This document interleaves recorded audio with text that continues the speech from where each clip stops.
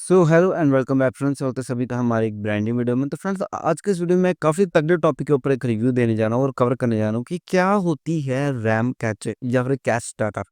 Basic friends आप में से काफ़ी सारे लोगों ने ये सुना होगा कि हमारे सिस्टम की कैश डाटा बढ़ गया है जिस वजह से हमारा सिस्टम स्लो हो रहा है। ऐसा क्यों हो रहा है? बेसिकली फ्रेंड्स कैश डाटा ऐसा क्या काम करता है या कौन सी ऐसी फाइल्स होती हैं जो कि अपने पीछे के लिए नेसेसरी है या अननेसेसरी, इसके बारे में आज के इस वीडियो में आप सबको कवर करूंगा। तो बिना टाइम वेस्ट के हम वीडियो को शुरू करते हैं। तो फ्रेंड्स सबसे पहले बात करना है तो कैश डाटा होता क्या है।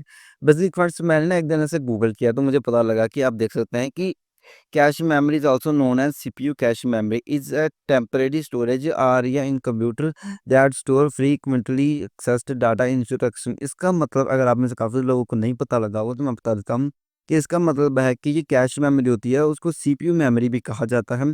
ये मेमोरी जो होती है वो कुछ स्टोरेज को स्टोर करके रखती है जो कि हमारे सिस्टम को चलने के लिए नेसेसरी यानी कि काफ़ी तेज़ करती हैं। पर ऐसा क्यों? बेसिक फ्रेंड्स मैं इन सभी चीज़ों को और भी तरीके से क्लियर करता हूँ। आप मेरे स्क्रीन के ऊपर देख सकते हैं इस पीएनजी फ़ोटो फाइल को।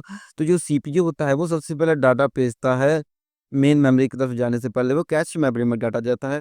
उसके बाद मेन मेमोरी में जाता है, मेन मेमोरी से फिर स्लो यानी कि फिर कैश मेमोरी में जाता है, कैश मेमोरी से सीधा सीपीयू में जाता है। बेसिक फ्रेंड्स जो डाटा ट्रांसफर स्पीड होती है एज़ कम्पेयर टू सीपीयू और मेन मेमोरी वो काफ़ी ज़्यादा स्लो होती है एज़ कम्पेयर टू कैश। अगर कैश मेमोरी में हो तो जो डाटा है वो काफ़ी फ़ास्ट तरीके से जाता है एज़ कम्पेयर टू अगर सीपीयू से सीधा कैश मेमोरी में काफ़ी क्विकली चला जाता है डाटा। देन सीपीयू से जो कैश मेमोरी है उसमें जो वर्ड जो हमारी स्टोरेज होती है उसमें से डाटा जाने में थोड़ा-सा टाइम लगता है। आप में से फ्रेंड्स काफ़ी सारे लोगों को पता होगा कि जो हमारे लैपटॉप्स की रैम होती है, जो हमारे सिस्टम की रैम्स होती है, उनका कैश मेमोरी जो काफ़ी ज़्यादा जल्दी बर्फील हो जाती है। ऐसा क्यों होता है फ्रेंड्स? आप मेरी स्क्रीन के ऊपर देख सकते हैं कि मेरे लैपटॉप के इस वक़्त 2.2 जीबी कैश डाटा है। कैश डाटा कौन-सा डाटा है और इसको हम किस प्रकार से यूज़ कर सकते हैं? बस सिर्फ़ ऐसे काफ़ी ज़्यादा ऐप्स, सॉफ्टवेयर या कैसे पेजेस होते हैं, जो कि हम नॉर्मली अपनी लाइफ़ में काफ़ी ज़्यादा यूज़ करते हैं। तो जो कि हमारे सिस्टम में काफ़ी ज़्यादा एब्नॉर्मल पार्ट बन जाता है हमारी लाइफ का जिनको हमको डेली यूज़ करना पड़ता है। सो कैश मेमोरी क्या करती है कि कैश मेमोरी जो कैश सीपीयू होता है वो अपनी तरफ से यूटिलाइज़ कर लेता है कि इनको कौन-सा ऐसा सॉफ्टवेयर जिनको ये डेली ओपन करते हैं, जिसको इन्होंने यूज़ करना होता है। तो फ्रेंड्स सीपीयू क्या करता है कि जो उस प्रकार की पर्टिकुलर फ़ाइल को हमारे रैम की कैश डाटा में रख देता है। या फिर हमारे सिस्टम की स्टोरेज की कैश डाटा में बनाता है। यानी कि जो भी फाइल्स को हमें नेसेसरी जल्दी दी ज़रूरत होती है, वो कैश डाटा की मदद से काफ़ी ज़्यादा फास्ट स्पीड में ही हमारे सीपीयू को एकदम काफ़ी फास्ट स्पीड में हमको प्रोवाइड करती है।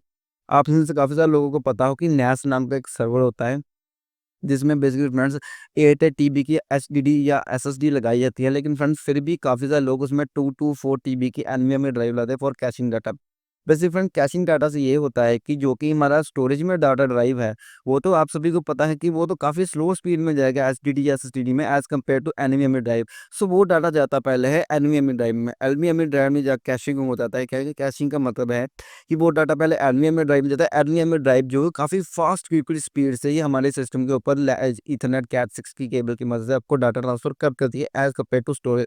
अगर सीधा स्टोरेज की तरफ से डाटा खींचेंगे तो स्टोरेज के ऊपर काफ़ी ज़्यादा सर्वर के ऊपर लोड्स पड़ेगा।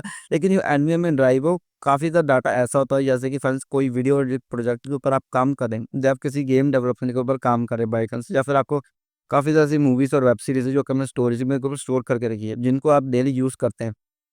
सो कैशिंग मेमोरी क्या करती है कि उस पर्टिकुलर फाइल को हमारे एचडीडी में तो सेव ही है, लेकिन उसकी एक कॉपी को एज ए कैश डाटा के रूप में हमारी एनवीएमई ड्राइव के ऊपर बनाकर रख लेती है। देन जब भी हमें यूज़ होती है तो वो एचडीडी से नहीं डाटा लेता, वो सीधा एनवीएमई ड्राइव से हमारे सिस्टम के ऊपर आ जाता है। जिस वजह से कि हमें आउटपुट जो है वो काफ़ी ज़्यादा फास्ट प्रोवाइड होती है। जिस वजह से कैश मेमोरी जो आई थिंक काफ़ी ज़्यादा इंपॉर्टेंट एक पार्ट होता है हमारे सिस्टम में। लेकिन आप ऐसा अगर आप उदाहरण देखें तो अगर आप सभी को पता है कि आफ्टर इफेक्ट काफ़ी ज़्यादा रैम कंज्यूमिंग एक सॉफ्टवेयर आज की डेट में अवेलेबल है। लेकिन फ्रेंड्स उसको अगर आप ओपन करते हैं, किसी प्रोजेक्ट के ऊपर रन कर दिया, तो देन उसके बाद जैसे आप क्लोज़ करेंगे तो उसका कैश डाटा वो 7 टू 8 जीबी के अराउंड बढ़ जाता है, जो कि डेफ़िनिटली हमारे सिस्टम को स्लो करता है। तो ऐसों को सॉल्यूशन करने के लिए माइक्रोसॉफ्ट ने ऑफ़िशियली एक नया सॉफ्टवेयर को रिलीज़ आउट किया था, काफ़ी समय पहले रिलीज़ आउट किया था, जिसका नाम था रैम मैप। फ्रेंड्स अगर आपको नहीं पता तो मैं आपको स्क्रीन के ऊपर दिखा देता हूँ। प्रकार का एक सॉफ्टवेयर होता है जो कि हमारे सिस्टम की कैश डाटा को सॉल्व करने में काफ़ी ज़्यादा हेल्प करता है। फॉर एग्जांपल मैंने काफ़ी ज़्यादा ऐसे वेब पेजेस खोले थे जिसकी अभी मुझे ज़रूरत नहीं है, जिस वजह से मेरे सीपीयू का है रैम डाटा, कैश डाटा काफ़ी ज़्यादा इंक्रीज़ हो चुका है। अभी मैं इसको खत्म करना चाहता हूँ। तो फ्रेंड्स मैं आपको लाइव एग्जांपल दे रहा हूँ। जैसा कि इस सॉफ्टवेयर को मैंने ओपन किया, मैं सिंपली पर एम्प्टी के ऊपर जाऊँगा, स्टैंड बाय लिस्ट के ऊपर जैसे ही क्लिक करूँगा तो फ्रेंड्स यू कैन सी हमारा कैश डाटा सीधे कम होकर 112 जीबी एमबी हो चुका है। जिसका मतलब कि हमारा सिस्टम जो है काफ़ी ज़्यादा फास्ट हो चुका है एज़ कम्पेयर टू प्रीवियस वाले सेशन। अब जैसे मैं इसको क्लोज़ करूँगा, इस सॉफ्टवेयर का कैश डाटा में इसके ऊपर स्टोर हो जाएगा। देन उसके अलावा अगर मैं कोई टैब ओपन करता हूँ, तो उसका कैश डाटा भी इसके ऊपर आप देख सकते हैं धीरे-धीरे बढ़ना शुरू हो चुका है।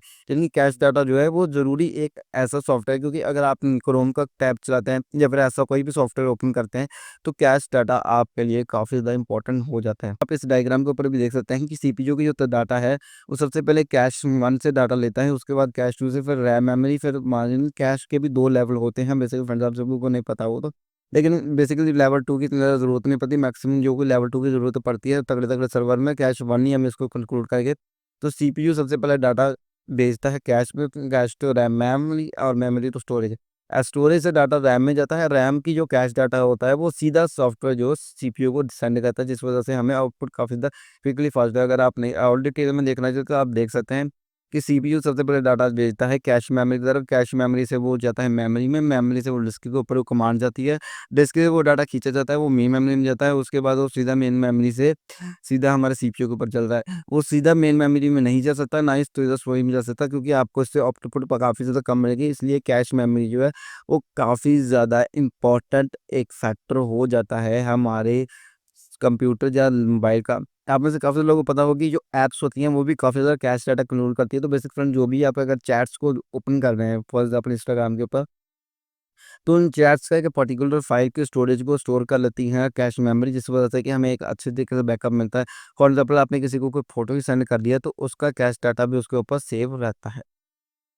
सो फ्रेंड्स यही था हमारी आज की इस वीडियो में। आई होप आपको इन्फॉर्मेशन लगी। तो प्लीज़ इस वीडियो को लाइक करें, हमारे चैनल को सब्सक्राइब करें। So thanks for watching.